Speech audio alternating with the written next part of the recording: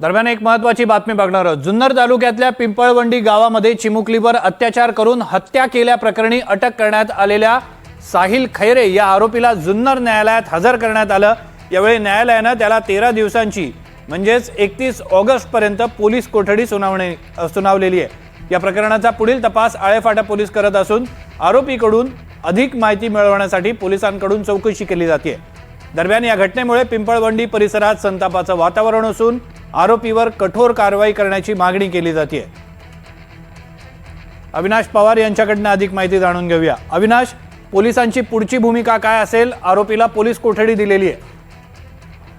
निश्चित आपण पाहतोय की आज जुन्नर न्यायालयात हजर केले गेलं पांग्या उर्फ साहिल खैरे हा जो आरोपी आहे 25 वर्षीय, याला अटक करून पोलिसांनी न्यायालयात हजर केलं। त्यावेळेस न्यायालयासमोर ज्यावेळेस ही सगळी घटना सांगण्यात आली त्यावेळेस 13 दिवसांची म्हणजे 31 ऑगस्ट पर्यंत पोलीस कोठडी सुनावण्यात आलेली आहे। एकूणच पुढील तपास जो आहे तो आळेपाटा पोलीस करतायत आणि जसं आपण पाठीमागं सांगत आलोय की सीसीटीव्हीच्या संपूर्ण माध्यमातून हा जो आरोपी आहे तो कशा पद्धतीने या चिमुकलीला घेऊन गेलाय आणि तिथे त्यांनी ती हत्या घडवली आहे याचं सगळं जे काही फुटेज आणि जे काही तपासणीसाठी आवश्यक गोष्टी आहेत त्या पोलीस आता पूर्ण करतील आणि त्याला अधिकात कठोरात कठोर शासन व्हावं या दृष्टिकोनातून सकाळीच पोलिसांनी नातेवाईकांना आश्वासन दिलंय की 15 दिवसाच्या आतमध्ये आम्ही ह्या सगळ्या गोष्टी पूर्ण करून कोर्टासमोर ठेवू।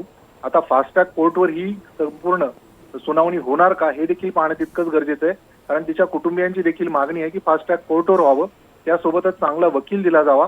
अशा ज्या मागण्या आहेत त्या देखील पूर्ण होतील का हे देखील पाहणं गरजेचं आहे।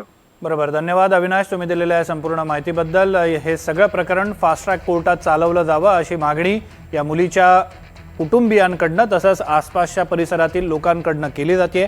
तसंच चांगला वकील दिला जावा जेणेकरून आरोपीला लवकरात लवकर कठोर शिक्षा दिली जाऊ शकते अशी ही मागणी केली जाते।